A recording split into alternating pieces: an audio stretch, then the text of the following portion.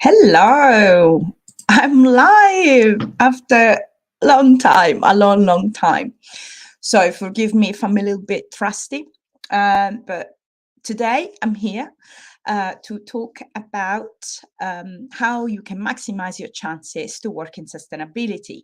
Now, this is a talk that is directly related to graduates, or if you like, also to people that are new to sustainability and want to break into this fantastic sector. But first things first, I'm Virginia Cinquemani. I'm the director and founder of Green Gorilla Consultants Ltd, which is a training and coaching company focused on sustainability professionals. Recently, well, in fact, as of 2 days ago, I'm also an accredited practitioner coach, which means that I have to abide by a code of conduct. I've been coaching for a few years now, but I'm quite proud of the fact that I achieved accreditation. So anyway, enough about me. Let's talk about you. So today, if you are on LinkedIn or you are on YouTube, you more than welcome to ask me any questions. I've been working with graduates and people wanting to break into the sustainability world for quite a bit of time now. I often say to my clients that I don't actually have, I don't coach a lot of executives, which is probably, the main audience of coaches. I coach a lot of sustainability professionals. They actually do the hard work on the field. And I coach a lot of graduates as well, because I do believe in my mission to make sustainability a no-brainer. That's what I want to do with my work. And to me, that is helping people on the ground, to actually make a difference. So today I'm going to focus on the chances to work in sustainability, mainly for graduates. So people who are young, passionate, maybe you have graduated in a sustainability related or environmental related discipline. I have a lot of contact with graduates these days because I also teach at Coventry University. I teach environmental management and sustainability. I teach apprentices as well. So people that study and work at the same time. And I can see a lot of patterns in the way graduates and even students in the last years actually behave, the way they feel. And I feel sorry. I feel sorry because I know they can make a huge difference because they have the motivation, they have the fresh skills as well, the fresh knowledge, and they can contribute incredibly to advancing sustainability, but there is utter confusion. So I've been coaching, as I said, and working with graduates for a few years now. Last year, I ran a graduate accelerator program, which also gave me an opportunity to fine tune some of the tools that I use every day to coach people and train people to really focus on this particular type of people, that age range, those sort of skills. So what I can see is that passion coming through, but there is also a lot of, I don't want to use the word desperation, but a lot of disenchantment, if you like, because, some of the graduates I work with, they might have sent 60 requests and CVs and applications to just as many companies in the space of, say, a couple of months. And they hear nothing. There is no feedback. They don't understand why they don't even get a call back. They don't understand why they don't even get to speak to anybody, let alone have an interview. So you want to make a difference, and that's granted in a way, but you feel more like a raft at sea. So that's what I've been seeing. And the reason why I'm using the sea metaphor, if you like, is because it actually works really well. So I'm going to show you now a tool that is, to me, explains exactly what all of this means and how graduates can start addressing the issue of feeling lost at sea. Before I do that, though, I need to clarify, I think, a couple of bits. So the problem that we got at the moment is that the market is actually quite buoyant. So there is a lot of requests for sustainability related jobs. However, and if you are a graduate who might have gone through that already, they look for at least some experience, 2 years, 3 years, ideally. And when you are a graduate and you've done nothing before, it's very hard. So you have your knowledge, maybe you're brilliant and, absolutely brilliant, but graduate positions or graduate schemes are oversubscribed. So that's the issue. Yes, the market wants people with the skills, but they want to see the experience as well. So how can you get out of this conundrum? So let me share this tool, which is called the sailboat. Now, if you are following from your mobile phone, maybe you can't see it very well, but I'll go through it and you'll see what it means, as I go from one element to the next. So the main issue is that you are like a sailboat, not just graduates in general, actually people, human beings that work are like a sailboat. Why? Because if you think about that metaphor, you are in the water, so that's your reality, that's your environment. And can you control the water? Surely not. You can't do anything to change, the way, the place where you are. Well, of course you can, jump on a plane and go to the other side of the world to work, but usually you are in whatever environment you are. And even if you go to the other side of the world, that doesn't assure you that the water are not going to be, a bit treacherous. Then you're surrounded by other people, the other boats. These are your peers, whoever is around you. Now, we think in our head that we can change people, but believe me, after a few years of experience, no, you can't. For sure, you can influence people. You can learn how to influence people. That's actually a skill that can be learned. That is very useful, especially if you work in sustainability. So that's part of what Green Gorilla does as well, to teach a few techniques and tips and mindsets to influence other people. But generally speaking, you cannot change them. You can't change the way they think deeply. They cannot change the way they act. So literally, you're going to influence in the majority of cases. Like I said, some techniques, you can convince them to do something, influence them to adopt sustainability. However, you cannot change them fundamentally. The weather. These are all your uncontrollable circumstances. Did we have any power as human beings over the pandemic? No, we didn't. That happened. Wars, unfortunately, it's outside the control of everyday, job blogs down the road. So the uncontrollable circumstances are just what they are. And unfortunately, when as human beings we get upset, it's often about things that are completely outside your control. So the reality, your environment, things that happen in your life, the uncontrollable circumstances, other people. Now, what you can control, and that's the good news, is everything else. So if you are the sailboat, like I said before, you can steer the direction, you can steer the wheel. How do you do that? So you need to have very clear what your needs are, what your values are, and what is your direction. Where do you want to go? Now, this is probably one of the most difficult things to establish for many people. They don't know what they want. Sounds crazy, but it's what I've witnessed. And often also in my life, I got to be honest. Sometimes I'm like, I don't know what I want. I don't know where I want to go. I don't know what's next. Now, the clearer you are about your direction, the better the chances to reach that direction. Okay. That sounds, quite obvious, but it is important. Now, some of this will be steered by your values. What do you stand for? What's meaningful for you? And when people cross those lines, what makes you angry? Because that's a good indication that, one of your values have been negated somehow. So this would be the first step, really understanding what has meaning for you and try and understand where you want to steer that direction. So if we're talking about sustainability, what do you care about?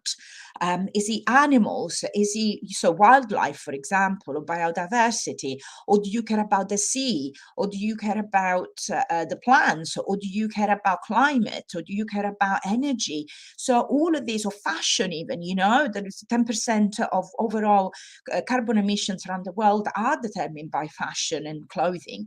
So find what you really, what lights you up, your interest, that sort of thing that makes you motivated. Because when you are sailing your boat, you need a lot of passion, you need a lot of motivation to keep going.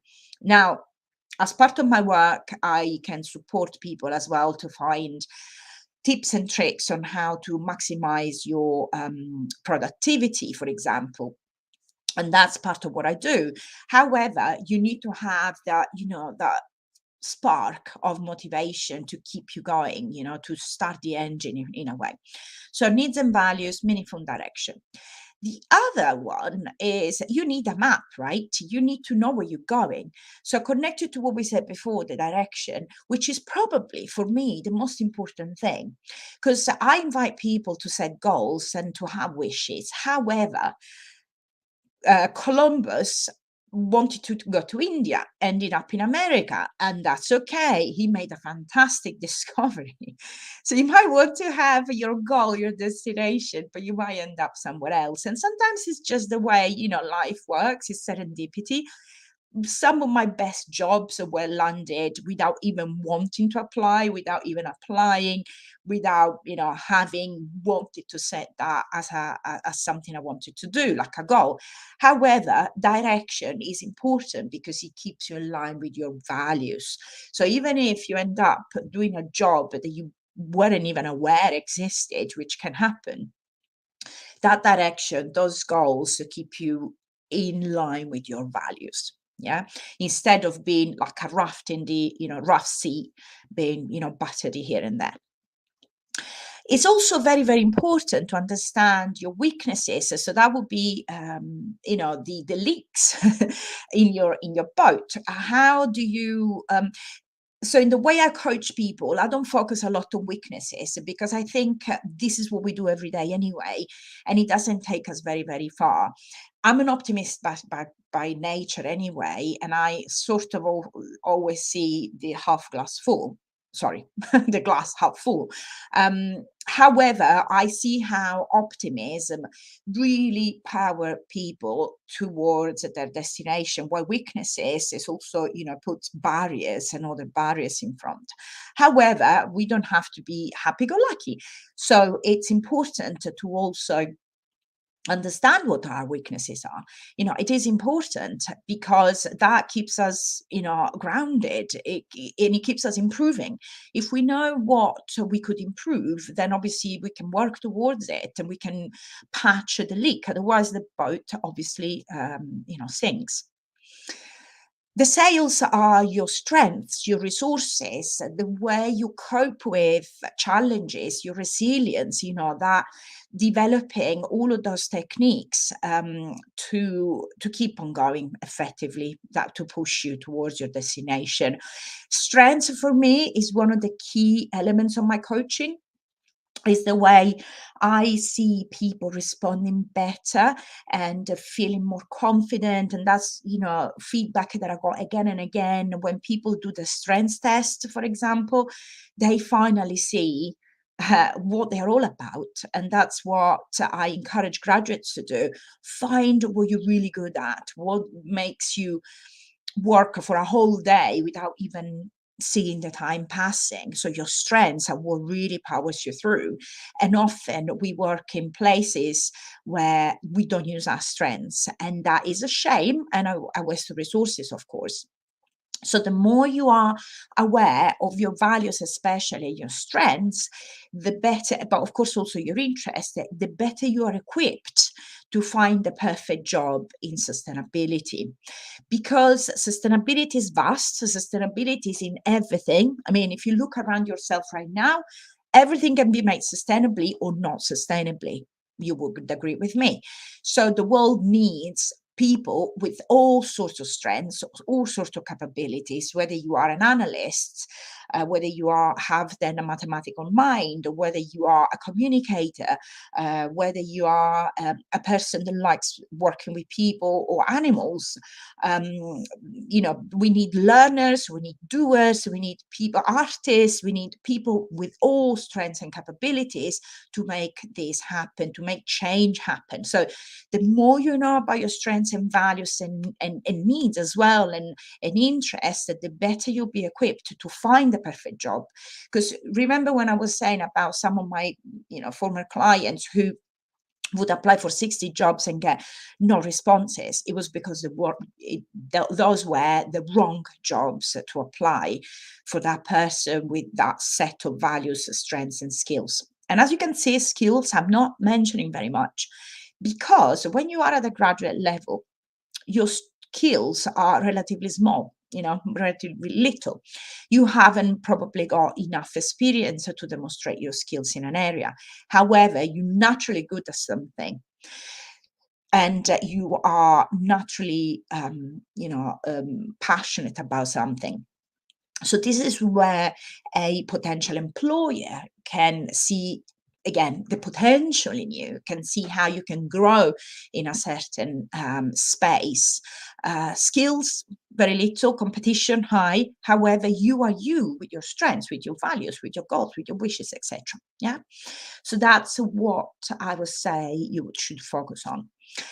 And then finally, your intuition, your feelings, that's your compass. And I don't think many people are used to read their own feelings or their own intuition and listen to that little voice inside you. But if you're quiet enough, you'll find it.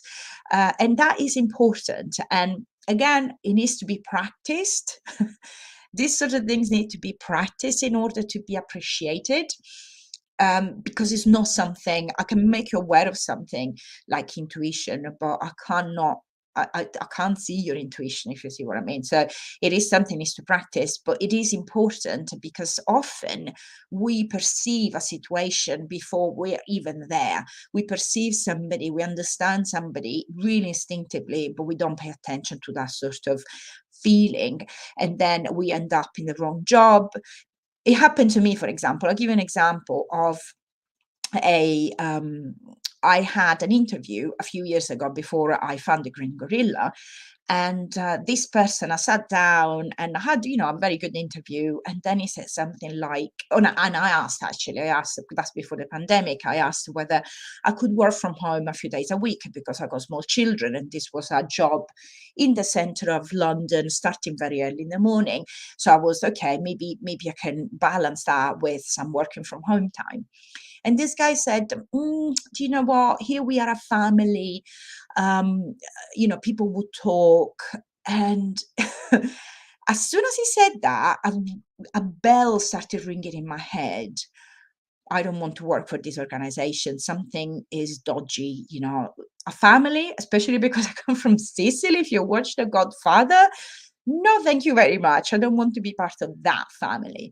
And that intuition was so strong that I ended up turning down the job, the offer that actually came through. A friend of mine got that job and she had a hellish year of her life exactly for that reason. So you see, intuition, it can help you.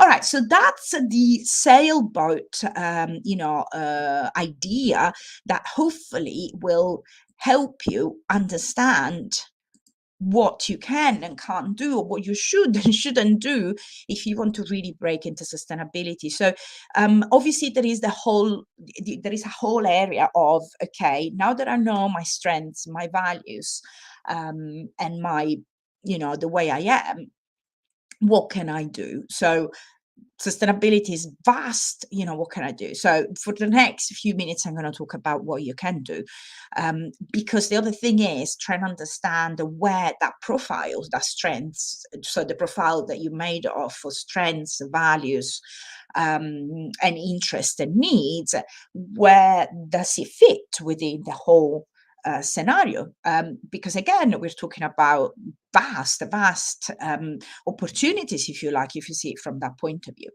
So, and that's the next step. That is matching what you can do in terms of your strengths, your values, your skills, your interest with what's out there.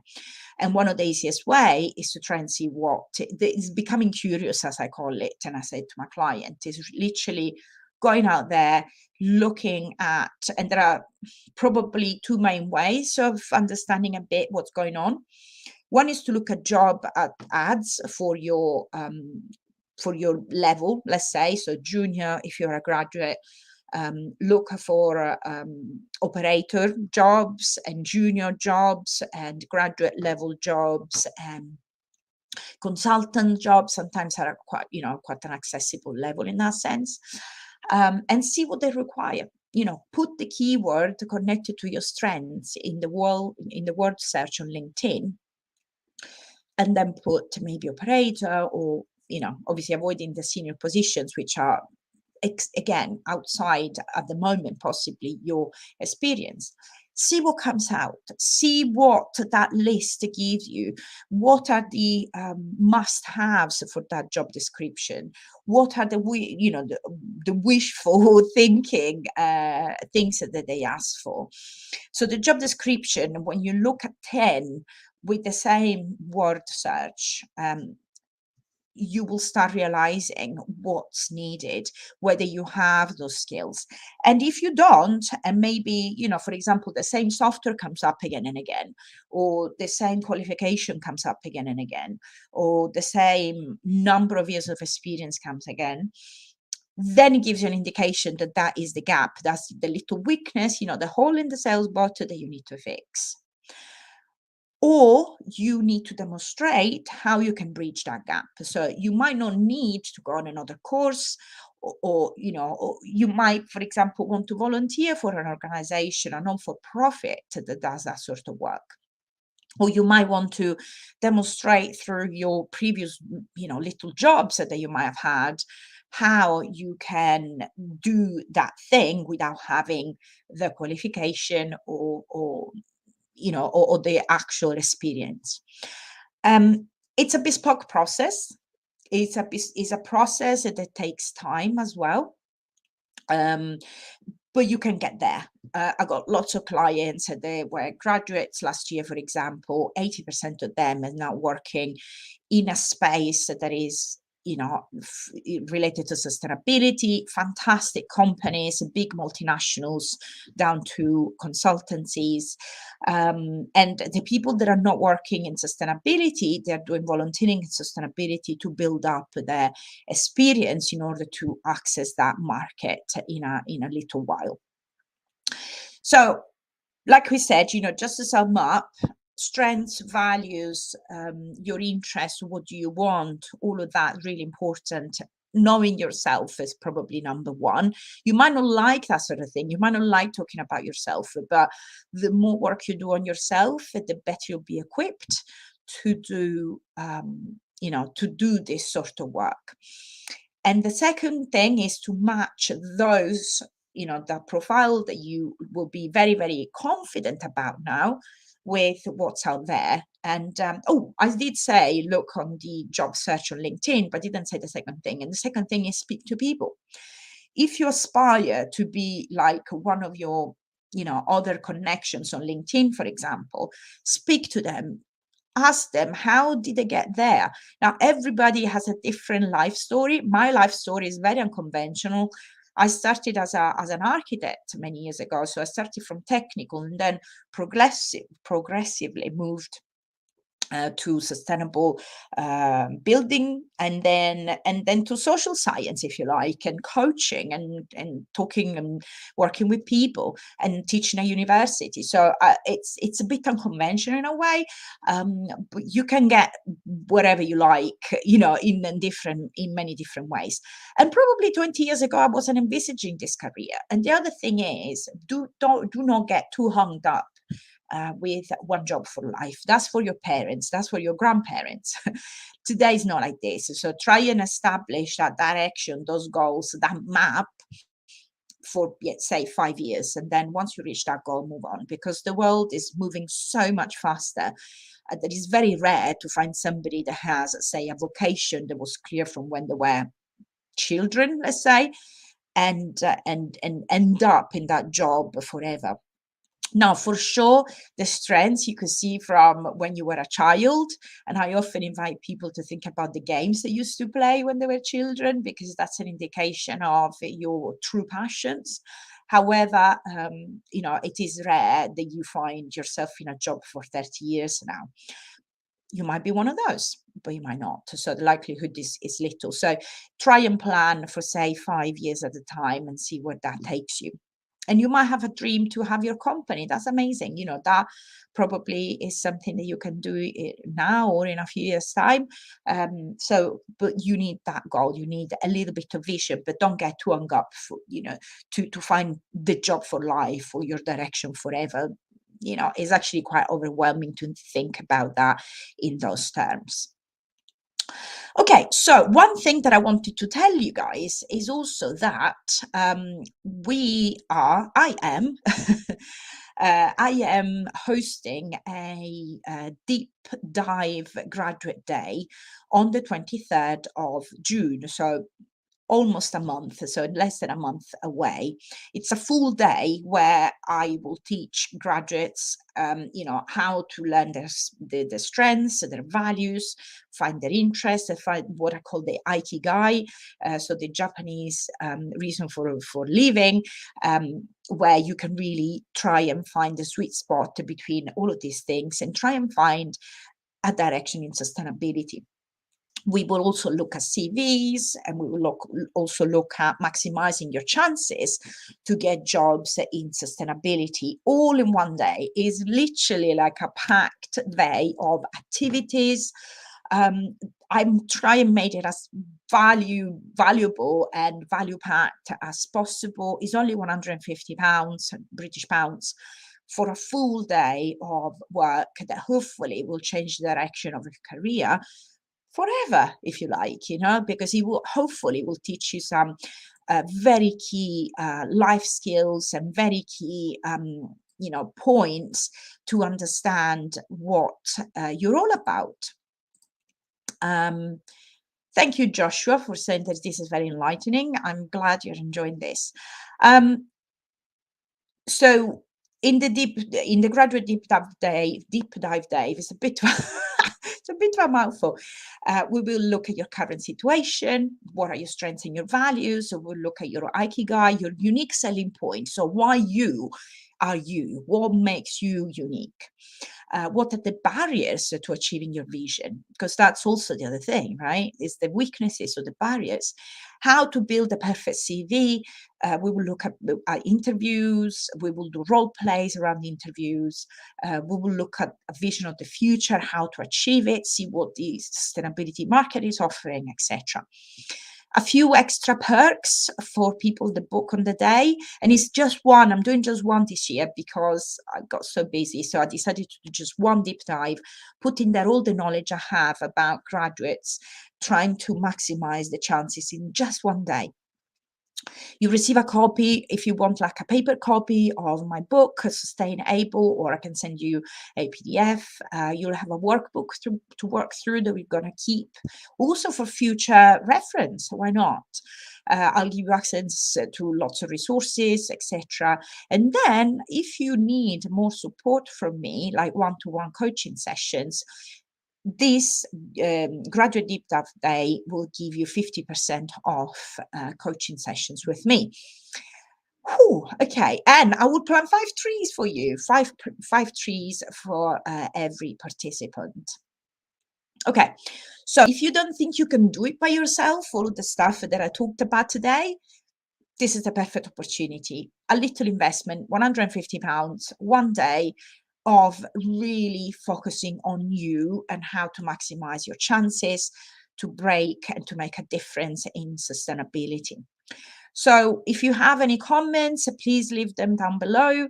I will come back to that and answer, or you can send me a direct message on LinkedIn or on YouTube, and I'll be more than happy to talk to you. So I hope you enjoyed this. I hope it was helpful in some ways.